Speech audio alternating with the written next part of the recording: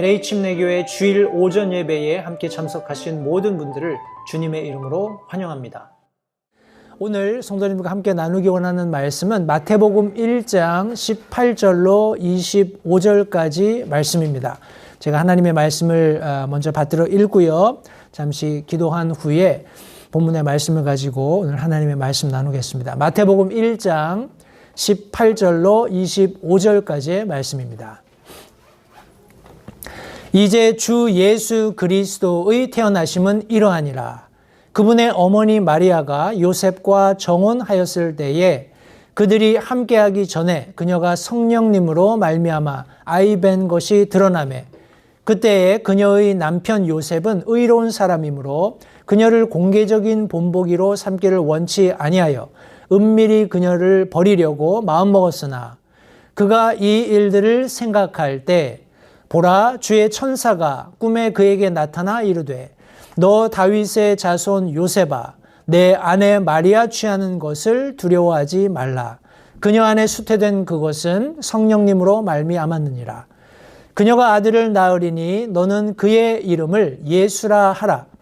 이는 그가 자기 백성을 그들의 죄들에서 구원할 것이기 때문이라 하니라.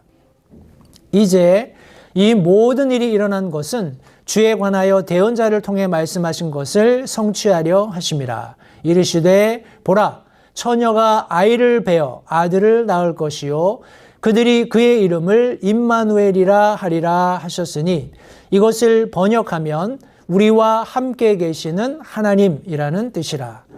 이에 요셉이 잠에서 깨어 일어나 주의 천사가 자기에게 지시한 대로 행하여 자기 아내를 취하고 그녀가 그녀의 맏아들을 낳을 때까지 그녀를 알지 아니하다가 낳음에 그의 이름을 예수라 하니라. 오늘 본문의 말씀을 가지고 성도님들과 함께 예수 그리스도의 태어나심, 이런 제목으로 말씀을 함께 나누도록 하겠습니다. 제가 앞서 말씀드린 대로 이제 크리스마스 이야기 시리즈로 제가 3편의 설교 말씀을 이번 주를 포함해서 다음 2주간 연속해서 말씀을 전하겠습니다. 오늘은 특별히 우리가 방금 읽었던 본문에서처럼 이제 예수 그리스도의 태어나심은 이러하니라 하고 말씀하고 있습니다.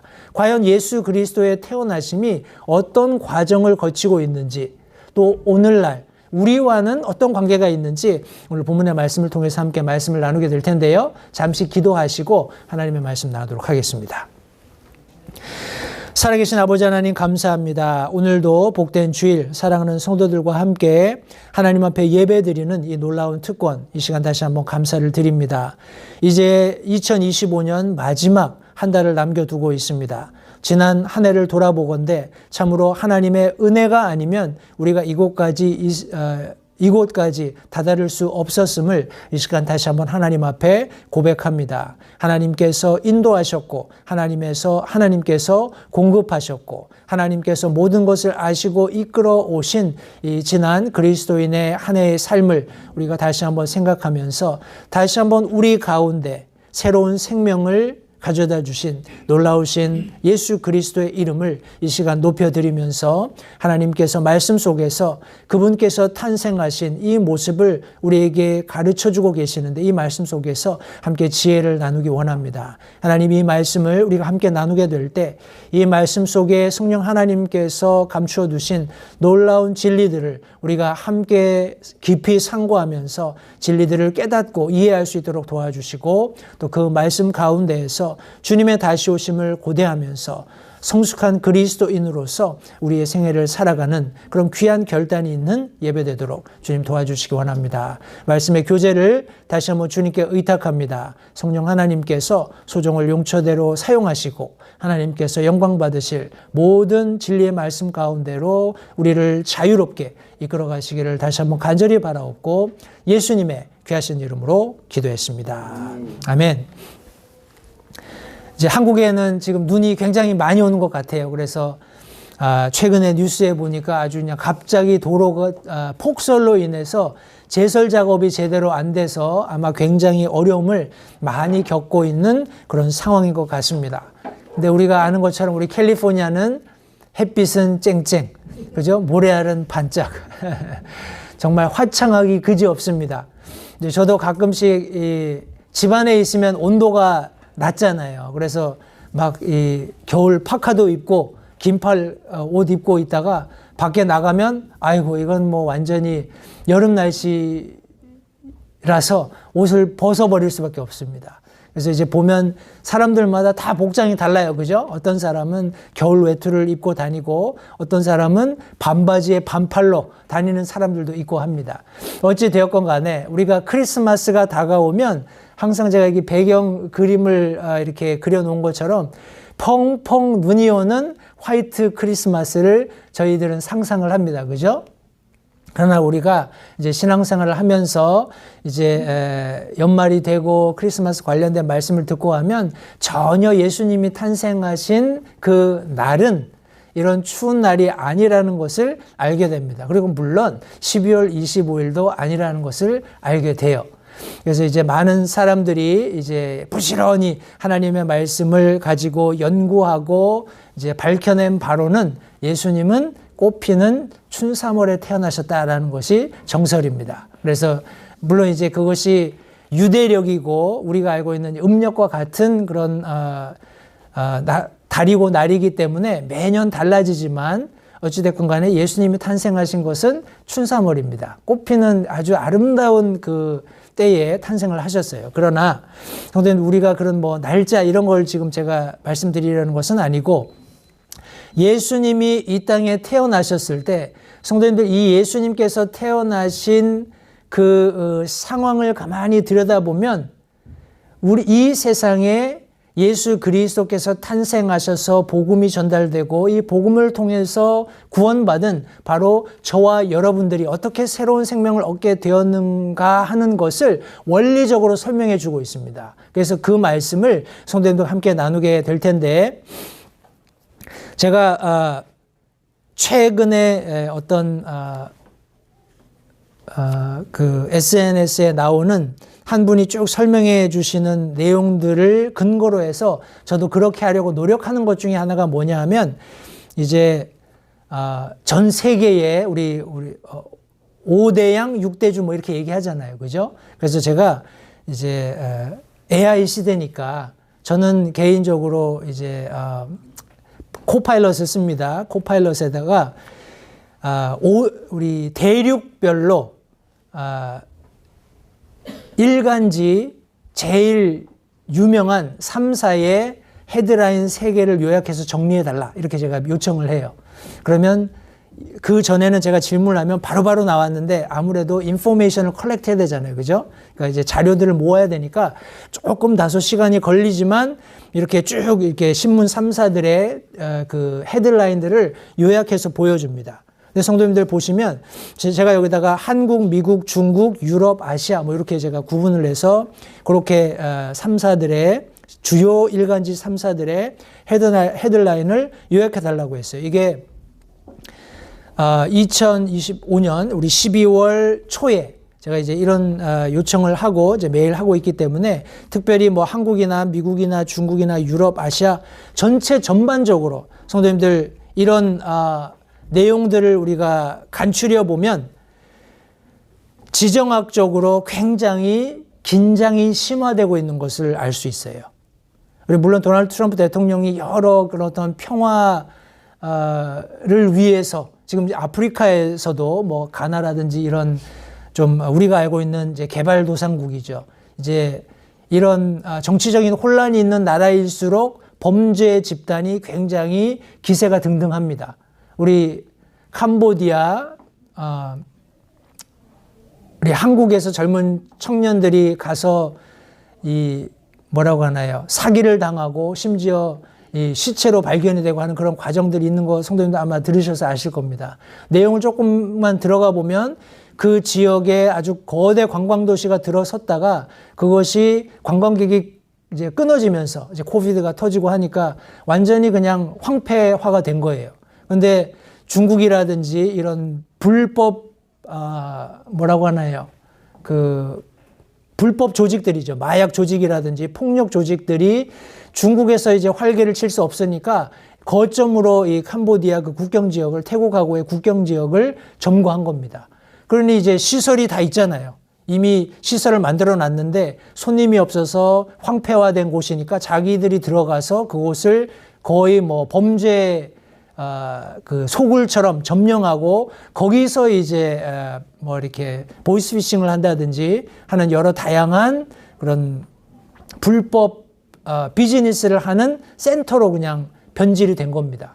제가 이런 말씀을 드리는 이유는 성도님들, 세상이 점점 더 혼란 속으로 빠지고 있고 정치, 경제, 사회 모든 면에서 이런, 물론 뭐 AI 시대다 아니면 뭐 경제가 어느 정도 사람들이 먹고 살 만한 그런 모든 여건을 갖추고 있다 이렇게 얘기를 하지만 시대적으로 점점 더 그런 어렵고 암울한 시대로 지금 치닫고 있다는 것을 이런 실제적인 우리 일간지들의 데이터를 통해서 확인해 볼 수 있습니다. AI가 급변하는 것은 사실이에요. 굉장히 사람들에게 뭔가 청신호를 보내는 것 같은 그런 착각 속에 사람들이 살고 있는 것은 사실입니다만 실제적으로 성도님들, 예수님께서 다시 오실 때가 되면 점점 더 세상은 여러 가지 다양한 우리가 이전에 경험해 보지 못했던 어려움들로 치달을 수밖에 없다는 것이 성경을 근거한 팩트입니다. 제가 이런 말씀을 드리는 이유는 성도님들, 언제나 우리 믿는 그리스도인의 삶에서건 이 세상을 사는 어떤 사람의 삶에서건 사건은 시작된다는 거예요. 제가 그런 생각을 아마 성도님들도 해보셨을 거라고 생각을 합니다. 제가 이렇게 한번 여쭤볼게요. 성도님들의 삶이 어떠셨으면 좋겠어요? 어떤 가장 좋았던 상황, 뭐 부자다 아니면 뭐 그런 거 말고 내가 생각할 때 내가 가장 좋았을 법한 그런 상황을 한번 생각해 보십시오. 내가 건강하고 내가 뭐 모든 것을 다 먹고 다 즐길 수는 없지만 먹을 것 있고 다니고 싶은데 다니고 뭐 어느 정도 쓸 그런 경제적인 능력이 있고 하는 그런 상황이 여러분들이 있다고 생각했을 때 그게 어떻게 되기를 바라세요? 계속 유지가 되셨으면 좋겠죠. 그죠? 그 시점 그대로 내가 이 세상을 떠날 때까지 그런 상황이 계속 됐으면 좋겠다라고 생각하실 거예요. 그런데 성도님들, 그리스도인의 삶에서건 믿지 않는 세상 사람들의 삶에서건 어떤 기대하지 않은 상황은 반드시 전개가 되게 되어 있습니다. 오늘 제가 본문의 말씀 마태복음 1장 18절 19절 2절 말씀을 읽겠습니다. 이제 예수 그리스도의 태어나심은 이러하니라. 예수님이 어떻게 태어나셨는지 보십시오. 여기 두 사람이 소개되고 있습니다. 예수님의 육신이 있게 했던 어머니 마리아가 요셉과 정혼하는 일이 있었어요. 이것만큼 행복하고 기쁜 일이 있을까요? 선남 선녀가 서로의 앞날을 약속하고 결혼을 약속하는, 오늘날로 치면 이제 약혼을 하는 겁니다. 그런 일을 약혼을 하고 나서 여기 지금 보니까 그들이 함께하기 전에 그녀가 성령님으로 말미암아 아이 뵌 것이 드러났다, 성경이 말씀하고 있습니다. 그때 그녀의 남편 요셉은 의로운 사람이므로 그녀를 공개적인 본보기로 삼기 원치 아니하여 은밀히 그녀를 버리려고 마음먹었다, 성경이 말씀하고 있습니다. 성도님들, 유대의 전통적인 법으로는 남녀가 정혼하고 남자가 되었건 여자가 되었건 함께 동침하지 않은 채로 이렇게 특별히 여자가 이렇게 임신한 것이 드러났을 때는 법에 따라서 돌로 쳐서 죽이는 것이 일반적인 유대인들의 법이었어요. 그런데 여기 보니까 요셉은 의로운 사람이었기 때문에 마리아가 그렇게 되는 것, 공개적인 본보기로 돌에 맞아 죽는 것을 원치 않았기 때문에 이 약혼을 파혼하는 것으로서 이 관계를 정리하려고 마음먹었다라고 성경에 기록하고 있습니다. 성도님들, 우리 그리스도인이 특별히 우리 좀 그리스도인들에게 제가 포커스를 맞춰 보겠습니다. 그리스도인들이 그리스도인으로서의 삶을 살아가다 보면 내가 원컨 원치 않건 어떤 상황 혹은 어떤 사건과 맞닥뜨릴 수밖에 없습니다. 그럴 때 우리는 굉장히 쉽게 내가 편한 쪽으로 어떻게든지 내가 좀 문제에 휩싸이지 않도록, 내가 사건, 사고의 중심에 서지 않도록 나 자신을 뒤로 물리는 경향들이 모두 있어요. 그리고 실제적으로 그렇게 사는 사람들이 많습니다. 그런 사건, 사고가 있었음에도 불구하고 거기에 연루되지 않고 그냥 자기 자신을 빼서 그것을 은밀한 일로 치부하고 감추어 두고 그렇게 아무 일 없었던 것처럼 사는 사람들이 많이 있다라는 거예요. 근데 성도님, 제가 한번 여쭤보겠습니다. 비밀이 있을까요? 없어.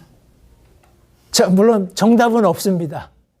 그런데 그렇게 사는 사람들이 비밀을 자기가 나름대로 가지고 지킬 수 있을 거라고 생각을 한다라는 거예요. 근데 성경은 이렇게 말합니다. 누가복음 12장 2절 말씀에 덮어둔 것 중에서 드러나지 아니할 것이 없고 숨겨둔 것 중에서 알려지지 아니할 것이 없나니. 성도님도 아마 우리 사도행전 말씀에 보면 5장에 아나니아와 삽비라라는 인물을 아마 들어서 알고 계실 거예요. 초대 교회 시대에 그 교회의 성도들이었지만 자신들이 가지고 있는 어떤 프로퍼티를 팔아서 그 물질을 교회에 드리겠다라고 결심을 했었는데 이제 팔고 나서 이 두 내외가 아마 어느 정도 물질을 떼어놓기로 합의한 것 같아요. 근데 이제 스토리만 보면 우리가 인간적으로 그럴 수 있지 않냐. 가령 예를 들어서 우리가 100만 불의 프로퍼티를 팔았는데 거기서 내가 한 10만 불 정도 내 것으로 이렇게 갖는 거 그게 뭐가 나쁘냐. 내가 나머지 90만 불은 하나님께 드린 거 아니냐. 그것만으로도 칭찬받아야 될 거 아니냐. 이렇게 생각하실 수 있을 거예요. 그런데 말씀의 핵심은 그들이 이미 마음속에 작정했다라는 거예요. 내가 이것을 하나님께 모두 드리겠다라고 작정했다라는 겁니다. 그런데 견물생심이라고 실제적으로 자신들이 그 프로퍼티를 판 그런 수익금을 손에 쥐었을 때 이 두 내외가 그 물질에 대한 마음이 서로 동해서 그 말씀에 보면 그 물질을 따로 떼어서 이제 나머지를 드리는 그런 과정이 나옵니다. 그런데 베드로가 했던 말은 성령을 시험했다라고 지금 말씀하고 있어요. 다시 말해서 성도님들, 우리가 표면적으로 보이는 상황은 어떤 사건이나 어떤 상황에 우리가 들어가게 되었을 때 외부적으로 사람들은 그것이 어떻게 진행되는지 잘 모릅니다. 앞서 말씀드린 것처럼 표면적으로 이 두 부부가 90만 불을 하나님께 드렸다. 와, 대단하다. 근데 하나님께서는 그런 데 관심이 있으신 게 아니에요. 그런 상황 속에서 우리가 가지고 있는 속 중심, 앞서 살펴보았던 요셉이 그런 상황 가운데 자기가 딱 중심에 섰을 때 어떻게 해요? 나는 이런 상황에 있고 싶지 않다 해서 성경에서는 의롭다라고 표현했지만 그는 스스로 그 상황에서 벗어나는 길을 택했다라는 거예요. 그죠? 마리아와의 정혼을 파기하고 이 여자를 그냥 보내는 그런 일을 마음속에 생각했다라는 겁니다. 그런데 성경 말씀해 보시면 히브리서 4장 13절에 그분의 눈앞에서 드러나지 아니하는 창조물이 하나도 없고 모든 것이 우리와 상관하시는 그분의 눈에 벌거벗은 채 드러나 있다라고 성경이 말씀하고 있는 겁니다. 때때로 우리가 복음을 전하면 어떤 분들은 말씀을 적극적으로 거부합니다. 제가 일전에 한번 잠깐 말씀드린 것처럼 제가 어떤 분의 요청을 받아서 병원에 방문을 했어요. 근데 이제 그분이 침대에 누워 계시더라고요. 근데 이제 저는 이제 주무시는 줄 알고 잠깐 앉아 있다가 그냥 기도하고 나오려고 했는데 이제 제가 어느 정도 시간을 거기 앉아서 기도하고 있으니까 이분이 이제 일어나시더라고요. 그래서 안녕하세요. 제가 교회에서 왔고 좀 복음을 전하려고 합니다 했더니 아주 그냥 단칼에 거절하시고 그냥 저를 피해서 막 그냥 다니시더라고요. 그래서 이제 복도에 이렇게 다니시는 거 보고 제가 이제 따라다니면서 제가 꼭 전해드리고 싶은 말씀이 있는데 이 말씀을 좀 같이 나눠도 되겠느냐 했더니 필요 없다고. 나는 교회 뭐 장로고 내가 뭐 그 정도도 모르겠느냐고 하면서 아주 역정을 내시면서 계속 저를 피해 다니셨어요. 그래서 하는 수 없이 그분을 하나님의 말씀에 맡겨두고 돌아올 수밖에 없었습니다. 성도님들 잊지 마십시오. 이런 내가 어떤 상황, 성도님들 어떤 사건에 노출되지 않는다면 예수 그리스도를 개인의 구주로 영접할 수 있는 방법은 없습니다.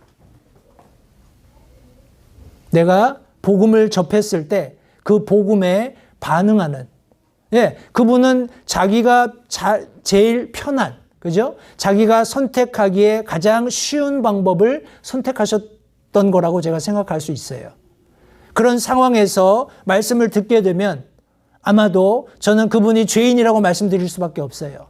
하나님 앞에서 죽어 멸망받을 죄인이라고 그분 사후에 심판이 기다린다고 말씀을 전해드릴 수밖에 없었을 겁니다. 근데 그분은 그런 말씀을 듣는 것보다 차라리 이 서목사라는 사람이 와서 나를 계속 복음을 가지고 못 살게 굴 것 같으니까 이 사람을 밀쳐내는 방법, 더 쉽고 편한 방법을 선택하셨다고 생각이 돼요.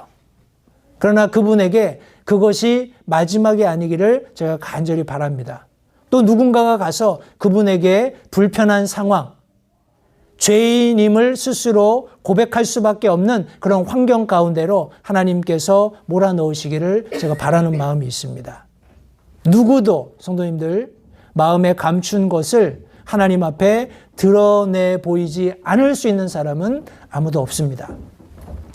왜냐하면 하나님께서는 은밀한 중에 보시기 때문에 그래요.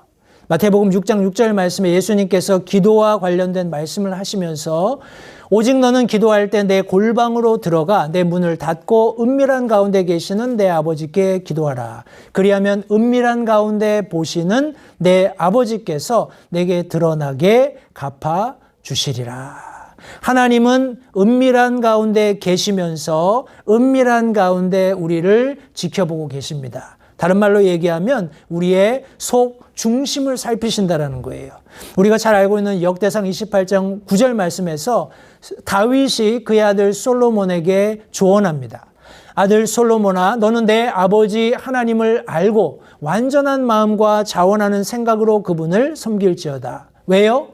주께서 모든 마음을 살피시고 생각으로 상상하는 모든 것을 아시나니 내가 만일 그분을 찾으면 만날 것이로되 내가 만일 그분을 버리면 그분께서 너를 영원히 버리시리라. 하나님께서 모든 마음을 살피시고 생각으로 상상하는 모든 것을 아시기 때문에 하나님을 섬기는 자들은 하나님 앞에 완전한 마음, 자원하는 생각으로 그분을 섬기라고 여기 다윗이 그의 아들 솔로몬에게 조언하고 있습니다. 잠언 21장 2절 말씀에서도 사람의 모든 길이 그의 눈에는 옳게 보여도 주께서는 마음을 살피시느니라. 요한계시록 2장 23절 말씀에서도 또 내가 사망으로 그녀의 자녀들을 죽이리니 그리하면 모든 교회가 나는 곧 속중심과 마음을 살피는 자인 줄 알리라. 또 내가 너희 행위에 따라 너희 각 사람에게 주리라 하고 성경이 말씀하고 있습니다. 성도님들, 이런 사람들이 어떤 사건이나 상황 속에서 내리는 판단은 굉장히 중요합니다. 그러나 잊지 말아야 할 것은 인생사에 비밀은 없다라는 거예요. 왜냐하면 하나님께서 모든 것을 알고 계시고 하나님께서 사람들의 마음속 가장 은밀하고 가장 사람들이 드러내 보여주기 싫어하는 그 속중심 마음까지도 살피고 계시기 때문이라는 것을 성도님들 기억하시기 바랍니다.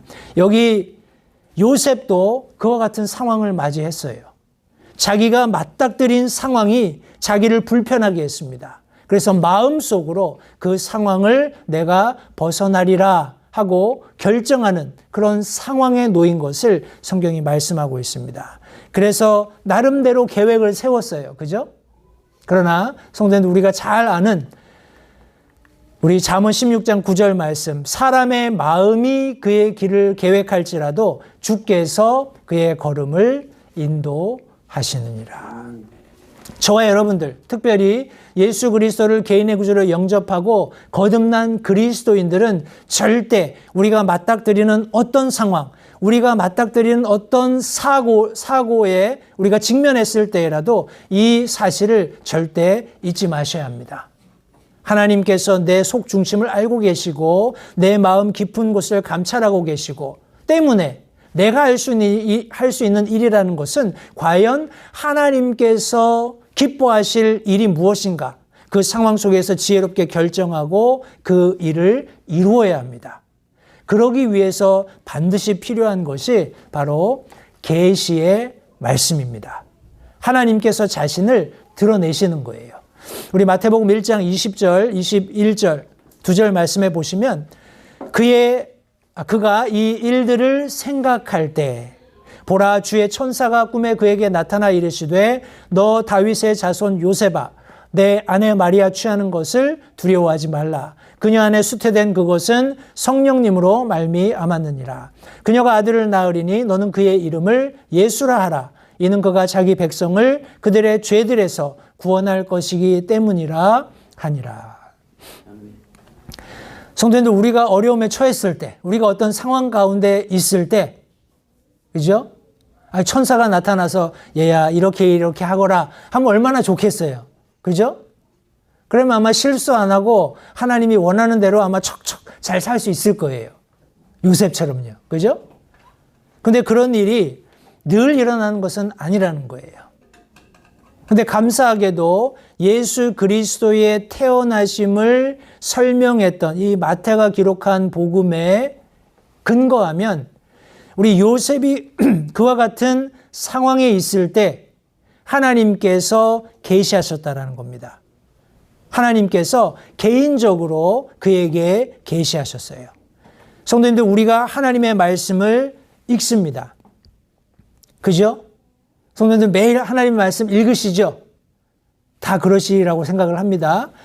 성도님들, 내가 하나님의 말씀을 읽으면 그 말씀 속에서 하나님께서 자신을 드러내시는데 그 말씀을 읽는 그 개인에게 드러내심으로써 하나님의 뜻을 발견하도록 도와주십니다. 제 아내도 그렇고 저도 그렇고 개인적으로 우리가 말씀을 읽을 때 여러 가지 우리가 삶에서 경험하는 그런 원치 않는 상황들이 있습니다. 그런데 그 상황 속에서 과연 내가 어떻게 해야 할까 고민하는 그 마음을 가지고 하나님의 말씀을 묵상하게 되면 그 말씀 속에서 그 상황을 해결할 수 있는 지혜들을 공급해 주신다는 거예요. 우리 창세기 말씀 50장 20절 말씀해 보시면 오직 당신들로 말하건대 당신들은 내게 악을 행하려고 생각하였으나 오히려 하나님은 그 일을 선이 되도록 계획하시고 이루셔서 이 날과 같이 많은 사람을 살려두게 하셨나이다 하고 요셉이 얘기합니다. 여기 마리아의 남편 요셉이 아니고 여기 야곱의 세컨 라스트, 그죠? 아들 요셉입니다. 우리 이집트의 총리 대신이 된 그 요셉을 여기 지금 창세기 50장 20절이 말씀하고 있어요.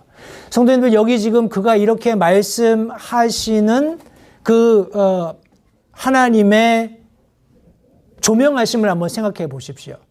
그는 어렸을 때 아버지의 사랑을 받았어요. 그래서 채색 옷을 입고 다녔습니다. 그것이 형제들의 시기를 낳고 또 그가 말한 꿈으로 인해서 형제들이 결국은 그를 죽이려고 모의합니다. 그런데 우리 형제들 중에 하나가 그를 죽여서 무엇하겠느냐, 우리가 그를 살려두자 하는 그런 조언 때문에 죽이는 일은 하지 못했지만 우리 그를 이집트의 노예로 팔아버리는 그런 불행이 그에게 닥쳤어요. 그래서 보디발이라는 이집트의 군대 대장의 집에 노예로 팔려가서 거기서 종살이를 하면서 호의를 얻었지만 그 보디발의 아내의 그런 모략으로 인해서 이제 그 감옥에 죄수로 또 넘겨지는 그런 사건이 있었습니다. 그 감옥에서 왕을 섬기던 술 맡은 우리 떡 맡은 관원장의 꿈을 해석해 줌으로써 또 거기서 호의를 얻지만 그들에게 잊혀지죠. 그리고 나중에 파라오가 꿈을 꾸고 그 꿈을 해석하는 과정에서 이제 그 술 맡은 관원장이 우리 보디발의 집에 있었던 감옥에 있는 요셉을 생각해내서 그가 발탁되어서 파라오의 꿈을 해석해주고 이제 다시 놀라운 하나님의 섭리대로 우리 이집트의 2인자가 되는 그런 놀라운 일이 일어났습니다. 그리고 나서 이제 파라오가 꾸었던 꿈대로 7년간의 풍년에 이은 7년간의 흉년이 시작될 즈음에 이제 이것이 국지적으로 이집트에만 국한된 것이 아니라 굉장히 광범위한 그런 패민이었습니다. 그런 가뭄이었어요. 그래서 이스라엘에서도 더 이상 양식이 없자 야곱이 형제들을 보냅니다. 이집트에 곡식이 있다는데 가서 좀 구해오너라 해서 극적으로 요셉과 형제들이 상봉하게 되지요. 그리고 나서 나중에 여러 가지 그런 사건들을 통해서 요셉이 자신을 형제들에게 드러냅니다. 그리고 나서 나중에 아버지가 죽잖아요. 이제 야곱과 그의 모든 가족들이 이집트에 오게 됩니다. 그래서 잘 평안하게 살고 있는데 아버지가 이제 돌아가셨어요. 그러니 형제들이 어떻습니까? 큰일 났다. 아버지가 있을 때는 아버지 때문에 요셉이 우리를 해할 수 없었지만 아버지가 돌아가셨으니 틀림없이 요셉이 우리를 손가락만 하나 까딱하면 그냥 다 몰살을 되는 거잖아요. 두려움에 벌벌 떨고 있을 때 여기 지금 요셉이 그의 형제들에게 이야기합니다. 당신들로 말하건대 당신들은 내게 악을 행하려고 생각했지만 하나님은 그 일을 선이 되게 계획하셔서 이날같이 많은 사람들이 살게 되었다. 성도님들, 이 요셉이 맞닥뜨린 상황, 그가 원치 않았지만 전개된 그런 사건들을 한번 상상해 보세요. 만약에 제가 형제들이 저를 실어서 미국으로 미국이 아니라 더 못한 나라겠죠. 이상한 데로 팔아먹었다? 얼굴도 안 봐. 당연히 그렇게 하는 것이 인지상정일 것 같아요. 그죠?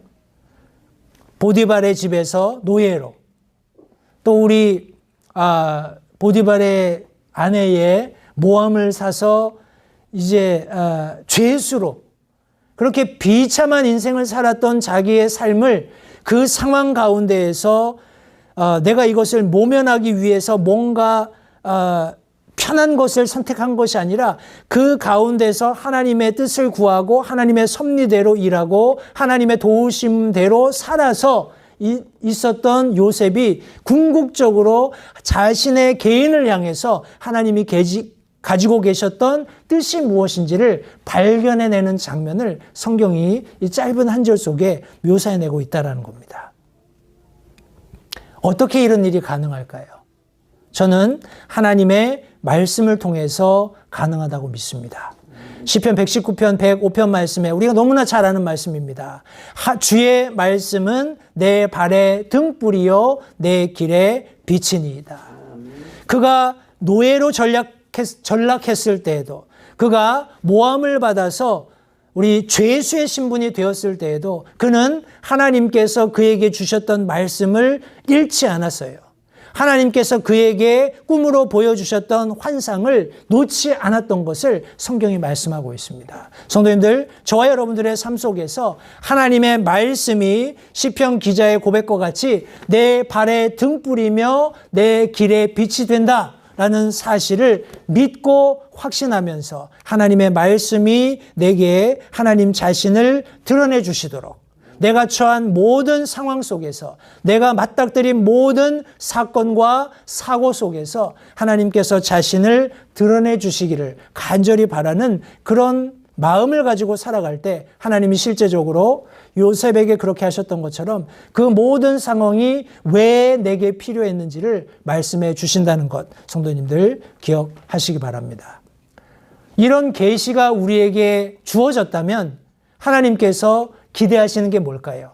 하나님은 성도님들 개인적으로 결단하기를 원하세요. 이것은 성도님들 개인적인 우리 사건 사고입니다. 제가 앞서 스킵했습니다만 사도행전 16장 6절부터 10절까지의 말씀에 보시면 사도 바울과 그의 일행이 이제 아시아 지역으로 복음을 전하는 그런 과정이 나옵니다. 그런데 말씀해 보시면 성령께서 그 모든 길을 막으셨다라는 거예요. 그리고 꿈의 환상 속에서 우리 마케도니아 사람이 자신을 부르는 것을 보고 하나님께서 마케도니아로 우리를 부르셨구나 하는 생각을 가지고 그렇게 복음을 전하는 사역의 방향을 결정하는 그런 모습들을 우리가 성경 말씀을 통해서 확인해 볼 수 있습니다. 하나님의 말씀에 이끌리는 사람은 하나님의 성령께서 개인적으로 그가 어떤 결단을 통해서 어떤 삶을 살아야 하는지를 말씀해 주신다는 것을 성도님들 기억하시기 바랍니다. 그렇게 할 때 비로소 하나님의 계획이 완성되는 거예요. 내 의지대로, 내가 원하는 대로, 혹은 내 편리에 의해서 내가 가장 안전하고 편하다고 생각하는 방법대로 살아가는 사람들 속에서는 결단코 하나님의 계획이 완성될 수 없습니다. 우리 이사야서 6장 8절 말씀에 또한 내가 주의 음성을 들었는데 이르시기를 내가 누구를 보내며 누가 우리를 위해 갈까 하시더라. 그때에 여기 이사야입니다. 이사야가 내가 여기 있나이다. 나를 보내소서 하였더라. 성도님들, 하나님의 말씀은 우리가 어떤 상황 가운데 있으면서 원하기만 하면 얼마든지 하나님의 말씀을 들을 수 있어요. 하나님이 자신을 계시하신다는 말씀입니다. 그런데 중요한 것은 뭐냐 하면 내가 그 들은 말씀을 아멘 받고 그 하나님께서 원하시는 삶을 그 상황 가운데에서 살도록 결단하느냐 하는 거예요. 그런데 여기 하나님께서 준엄하게 내가 누구를 보내고 누가 우리를 위해서 갈까 하고 하나님께서 질문하셨을 때 이사야가 주님 내가 여기 있습니다. 나를 보내십시오 하고 결단하게 된 말씀을 여기 기록하고 있습니다. 우리 이사야서 46장 10절 말씀에 내가 처음부터 끝을 밝히 알리며 아직 이루어지지 아니한 일들을 옛적부터 밝히 알리고 이르기를 나의 계획이 설 터이니 내가 나의 기뻐하는 모든 일을 이루리라 하였노라. 하나님의 계획은 설 것이며 하나님께서 하나님의 기뻐하는 모든 일을 이루시겠다라고 약속하셨어요. 성도님들, 이것은 우리가 잘 아는 이사야서 55장 8절부터 11절 말씀에 다시 한번 자세히 설명되어 있습니다. 내 생각들은 너희 생각들과 같지 아니하며 내 길들은 너희 길들과 같지 아니하니라. 주가 말하노라. 하늘들이 땅보다 높음같이 내 길들은 너희 길들보다 높으며 내 생각들은 너희 생각들보다 높으니라. 비와 눈이 하늘에서 내려와 거기로 되돌아가지 아니하고 땅을 적셔서 땅이 열매를 맺게 하고 싹을 내게 하여 씨 뿌리는 자에게 씨를 주고 먹는 자에게 빵을 주게 하는 것 같이 내 입에서 나가는 내 말도 그러하여 그것이 헛되이 내게로 되돌아오지 아니하고 내가 기뻐하는 것을 이루며 내가 그 말을 보내어 이루게 하려는 일에서 형통하리니. 아멘. 하나님의 말씀은 성도님들 그냥 폼으로 보기 좋으라고 여기에다 주신 게 아니에요. 이 말씀은 살아있고 역사하시고 불변하시는 하나님의 말씀입니다. 이 말씀을 우리가 펴서 자신을 계시하는 하나님의 말씀을 아멘으로 받게 되면 성도님들, 그 말씀이 이루겠다고 약속하신 그 말씀은 우리가 처한 상황이 어떠하든지, 우리가 맞닥뜨리는 환경이 어떠하든지 말씀이 이루겠다고 하신 그 말씀은 반드시 성취된다는 것을 성도님들 기억하시기 바랍니다. 하나님께서 계시의 말씀을 주실 때 성도님들, 이 계시의 말씀은 항상 약속을 포함하고 있습니다. 약속의 말씀으로 우리에게 주어진다는 거예요. 마태복음 1장 22절 23절 말씀해 보시면, 이제 이 모든 일이 일어난 것은 주에 관하여 대언자를 통해 말씀하신 것을 성취하려 하심이라. 이르시되 보라, 처녀가 아이를 베어 아들을 낳을 것이요 그들이 그의 이름을 임마누엘이라 하리라 하셨으니, 이것을 번역하면 우리와 함께 계시는 하나님이라는 뜻이라. 아멘. 성도님들, 하나님께서 어떤 일을 이루실 때 그것은 그냥 시대나 상황에 따라서 그때그때 하나님께서 임기응변으로 대처하시는 것이 아니라는 거예요.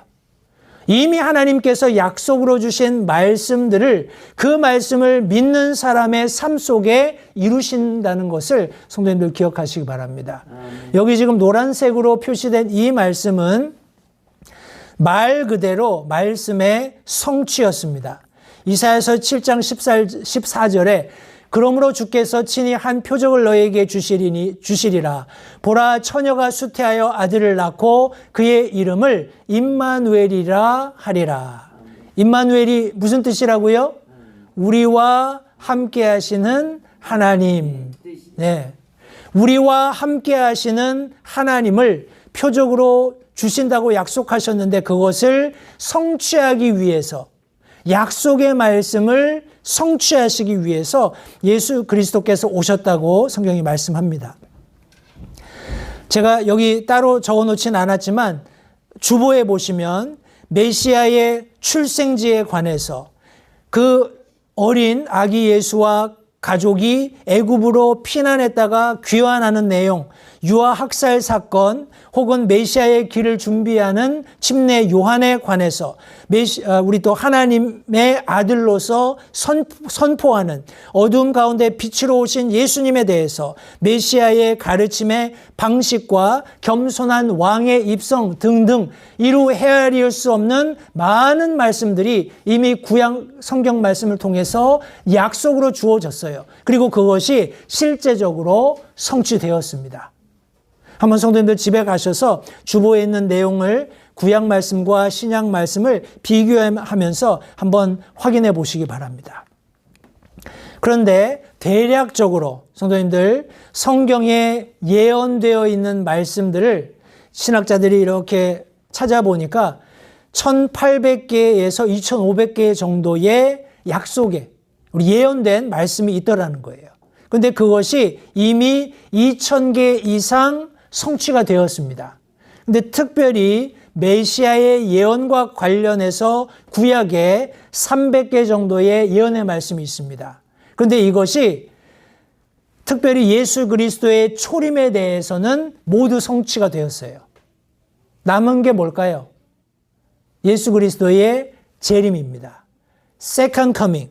예수님께서 다시 오시겠다고 약속하신 그 재림의 약속만을 남겨두고 있어요. 요는 성도님들, 이 성경에 말씀된 보십시오. 제가 가령 예를 들어서 한두 가지 정도 앞으로 일어날 내일의 국제 정세 이런 차원에서 뭔가를 얘기했다고 해서 그게 맞을 확률이 얼마나 될까요? 가령 장님이 문고리 잡는 식으로, 소가 뒷걸음치다가 쥐잡는 식으로 하나 아주 우연찮게 맞췄다고 치지요. 그게 얼마나 제 삶에서 중요한 의미가 있겠습니까? 그죠? 그런데 성경 말씀해 보니까 성경에 그렇게 많은 예언의 말씀, 대언의 말씀이 있음에도 불구하고 그것들이 모두 성취되고 있는 과정 가운데 있음을 우리 성경을 통해서 역사학자들이 모두 밝혀내고 우리에게 분명하게 증언하고 있습니다. 성도님들, 이 하나님의 말씀은 우리가 믿고 신뢰해도 전혀 부족함이 없는 약속을, 하나님의 약속을 담고 있다는 것을 성도님들 기억하시기 바랍니다. 자, 보십시오. 어떤 상황이 전개가 됐어요. 그죠? 그런 상황 속에서 우리가 하나님의 말씀을 구하면 하나님께서 자신을 말씀을 통해서 계시하십니다. 그런데 그렇게 자신을 드러내시는 말씀은 항상 약속을 담고 있어요. 약속의 말씀이에요. 그러면 가장 중요한 게 뭘까요? 저는 개인적으로 이 네 번째, 믿음의 수용이 가장 중요하다고 믿습니다. 우리 요셉의 이야기로 다시 한번 돌아가 볼까요? 요셉이 한 아리따운 처녀와 정혼했습니다. 그녀는 순수하고 아주 하나님을 사랑하는 여인으로 아마 그 동네에서는 정평이 나 있었을 거예요.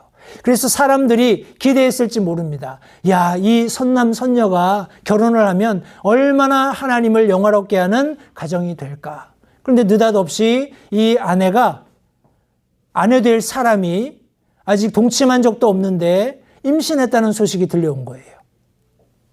그런 상황에 저와 여러분들이 맞닥뜨렸다면 아마도 요셉처럼 우리가 선한 본성을, 우리 선한 의로운 삶을 살고자 노력하는 사람이라면 그냥 이 결혼을 파기해서 없던 일로 하자 하고 쉬운 방법을 선택했을지 모릅니다. 그런데 하나님의 말씀이 들려왔어요. 이 아이가 성령으로 잉태되었고 이 아이의 이름을 예수라고 해야 되는데, 왜냐하면 자신의 백성들을 저들의 죄에서 구원할 자이기 때문에 예수라고 하라는 거예요. 그러면서 이 아이가 탄생하게 된 성경의 약속의 말씀도 다 들려줬어요. 만약 저와 여러분들이 요셉이라면 어떻게 했을까요? 참 그럴싸한 얘기군요. 듣기 참 좋습니다만 no thank you. 다른 사람을 좀 찾아보시죠 하고 그 자리를 툭툭 털고 걸어 나가면 그만인 상황이에요. 그죠? 그런데 참 감사하게도 요셉은 그렇게 하지 않았습니다. 우리 24절, 25절 말씀해 보니까 이에 요셉이 잠에서 깨어 현몽했다라는 거예요. 그죠? 잠에서 깨어. 제가 앞서 말씀드린 것처럼 개꿈 꿨네. 그러고서 그냥 갔으면 끝나는 일이지만 잠에서 깨어서 일어나 주의 천사가 자기에게 지시한 대로 행하여 자기 아내를 취하고 그녀가 그녀의 맏아들을 낳을 때까지 그녀를 알지 아니하다가 낳음에 그의 이름을 예수라 하니라. 아멘. 믿음을 가지고 하나님께서 계시하신 그 말씀, 약속의 말씀을 믿고 순종했다는 것을 성경이 말씀하고 있는 겁니다. 성도님들, 요셉이 이와 같이 하나님의 말씀을 믿고 순종하지 않았다면 아마 크리스마스 스토리는 달라졌을 겁니다. 그죠? 그러나 요셉의 순종으로 인해서 놀라운 예수 그리스도의 탄생이 있게 되었다는 것을 생각해 보시기 바라요. 우리 구약 말씀에 보면 창세기 6장에 노아 이야기가 나옵니다. 우리가 너무나 잘 아는 이야기입니다만 성도님들, 같은 원리로 피 한 방울 오지 않는 너무나 청명하고 너무나 푸르르고 아까 제가 말씀드린 것처럼 내가 있을 수 있는 가장 편하고 좋은 상황 가운데에서 먹고 즐기며 그 상황이 그대로 있기를 바라는 그런 시대를 노아가 살았어요. 그런데 하나님께서 노아에게 말씀하십니다. 내가 비로 이 세상을 심판할 것이니 너와 내 가족은 방주를 만들어라.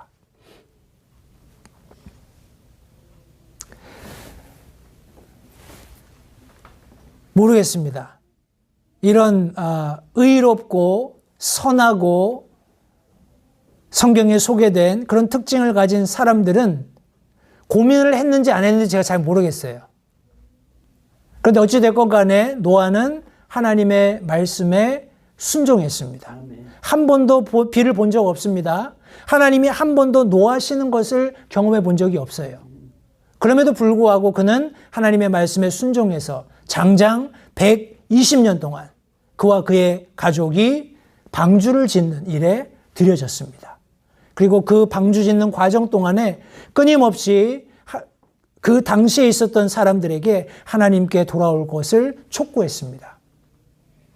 결국에는 하나님께서 물로 세상을 심판하실 때 노아와 그의 가족을 제외하고는 이 세상에 어떤 사람도 자신의 생명을 보존할 수 없었다라는 것을 기억하시기 바라요.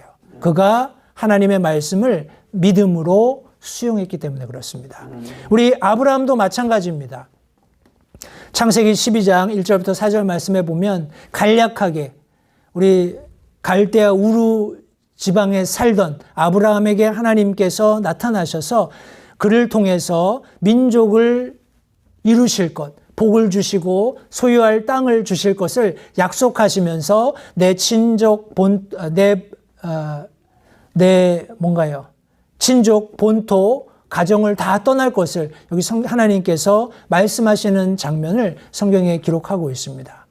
성도님들 오늘날 마찬가지라고 생각을 해요.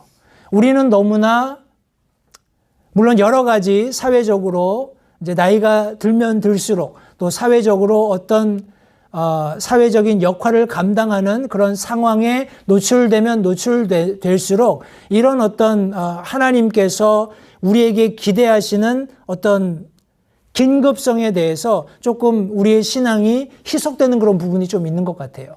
그럼에도 불구하고 저와 여러분들의 삶 속에 하나님께서는 여전히 노아를 부르셨던 것처럼 또 아브라함을 부르셨던 것처럼 특별한 목적을 위해서 저와 여러분들이 가지고 있는 그런 컴포트 존에서 나오기를 원하고 계신다라는 겁니다. 성도님들 제가 여쭤볼게요. 오늘 성도님들 하나님을 위해서 저와 여러분들이 하고 있는 일이 뭡니까? 할 수 있는 일이 뭡니까? 성도님들 이른 아침에 잘 준비해서 여기 함께 예배 드리기 위해서 교회에 오신 것 제가 정말 감사드리고 잘 하신 일이라고 제가 칭찬드리고 싶어요.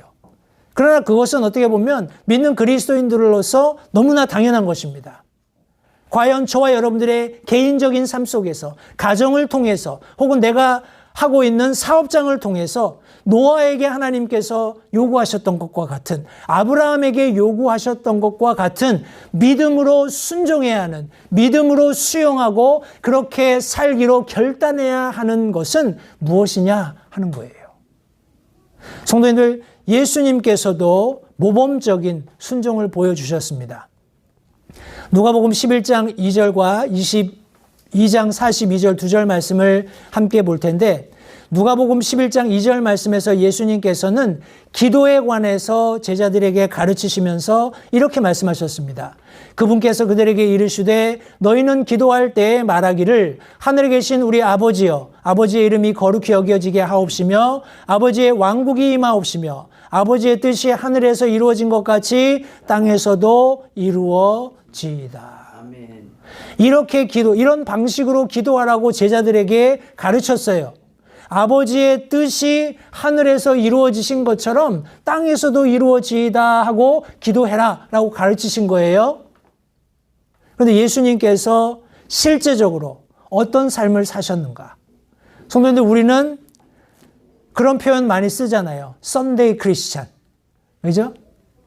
일주일 동안은 마음대로 살다가 일요일 날 예쁘게 꽃단장하고 성경책 옆구리에 딱 끼고 이러고 교회에 나타나는 거예요. 그러면 사람들이 저분은 매주 예배 빠지지 않고 나오고 참 깨끗하게 정갈하게 한 주의 삶도 아마 정갈하게 사셨을 거야. 그렇게 생각을 할 거란 말이죠. 저를 포함해서 성도님들 우리 어느 누구도 하나님께서 원하시는 100%의 말씀에 순종하며 사는 삶을 매 순간 고집하는 사람은 사실 많지 않을 거라고 생각해요. 어떤 경우에는 내가 원하는 대로, 그죠? 어떤 경우에는 하나님의 말씀과 내가 원하는 것 사이에서 디베이트하는 그런 모습으로 살지 않았나 모르겠습니다. 예수님께서 이렇게 가르치셨어요. 어떻게 예수님께서 기도하셨을까요? 자신의 기도입니다. 예수님께서 제자들에게 이런 방식으로 기도해라 말씀하시고 나서 나중에 십자가를 목전에 두시고 누가복음 22장 42절에 이렇게 기도하십니다. 이르시되 아버지여 만일 아버지의 뜻이거든 이 잔을 내게서 옮기시옵소서. 그러나 내 뜻이 아니옵고 오직 아버지의 뜻이 이루어지기를 원하나이다 하시니. 아멘. 네. 성도님들, 우리는 어떤 상황 가운데 있을 때, 우리가 어떤 사건이나 사고에 직면하게 됐을 때, 하나님이 이걸 원하실 거야 하고 지레짐작하거나 자신이 편한 방법을 선택하기 위해서 그런 방법을 선택합니다. 그죠? 여기 예수님께서도 인간적인 그런 우리가 동의할 만한 그런 기도를 앞에 하셨어요. 만일 아버지의 뜻이거든 이 잔을 내게서 옮기시옵소서. 대부분 우리가 기도할 때 이렇게 기도합니다. 그죠? 하나님, 여기서 내가 이렇게 하는 것이 하나님의 뜻인 줄 믿습니다. 그러고 샥 도망가는 거예요. 그러나 여기 예수님께서 뭐라고 가르치신 대로 기도하셨나요? 그러나 내 뜻이 아니고 오직 아버지의 뜻이 이루어지기를 원하옵니다. 그리고 나서 예수님께서는 십자가를 지셨어요. 믿음으로 하나님의 뜻을 자신의 삶에 이루시기 위해서 그렇게 행동하셨다는 겁니다. 성도님들, 예수 그리스도의 탄생을 다시 한번 조용히 묵상해 보시기 바랍니다. 예수님께서 육신의 몸을 입고 이 땅에 오시기 위해서 요셉이라는 한 사람이 정말 그 누구도 원치 않는 상황 가운데 맞닥뜨리게 됐습니다. 그의 일생에 상상해 보지 못한 사건에 휩싸이게 됐어요.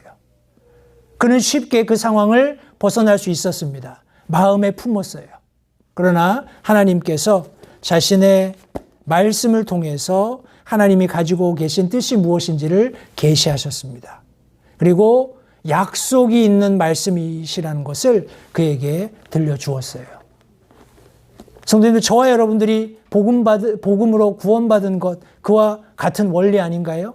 우리가 죄인이었을 때, 우리가 죽을 수밖에 없는 상황이었을 때 하나님께서 우리를 극진히 사랑하시는 하나님을 우리에게 보여주셨습니다.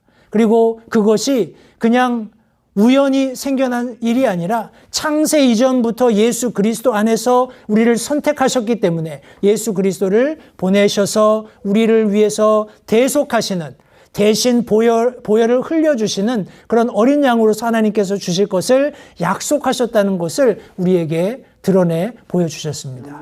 이런 놀라운 구원의 은혜를 우리가 맞닥뜨렸을 때 선택은 우리의 몫입니다. 하나님께서 나를 사랑하시는구나.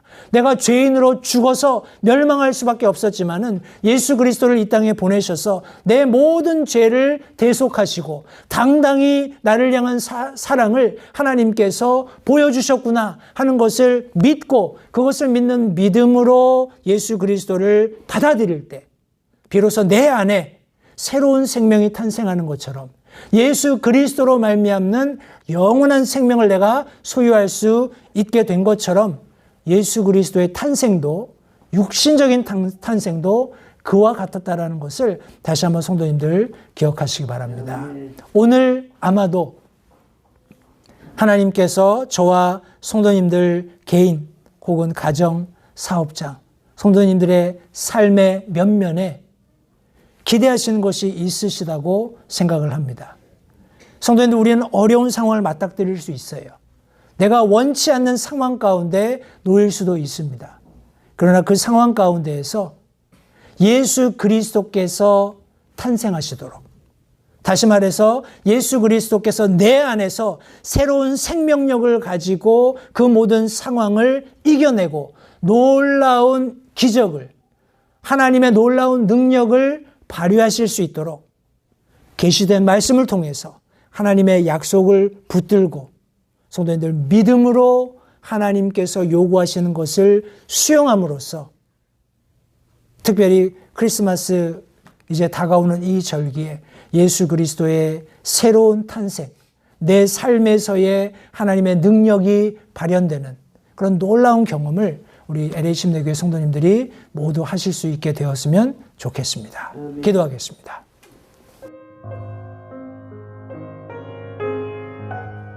잠시 들으신 말씀에 따라 결단하는 시간을 가지시기 바랍니다. 하나님께서 무엇을 말씀하시든지 따르기로 결단하십시오. 하나님께서는 순종하는 자들을 존중하십니다.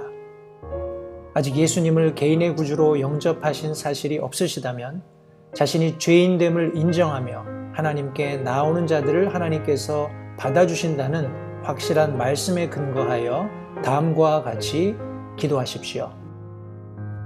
하나님, 나는 죄인입니다. 나는 내 죄로 인해 죽을 수밖에 없음을 압니다. 그러나 예수님께서 내 죄를 위해 십자가에서 피 흘려 죽으시고 사흘 만에 다시 살아나셔서 내 죄값을 모두 지불하셨고 내게 새로운 생명을 약속하셨음을 믿습니다. 지금 이 순간 예수님을 내 마음에 모셔드립니다. 내 마음에 오셔서 나의 주와 그리스도가 되어주십시오. 예수님 이름으로 기도했습니다. 다음과 같이 기도하셨다면 여러분은 성경 말씀대로 구원을 받으셨습니다.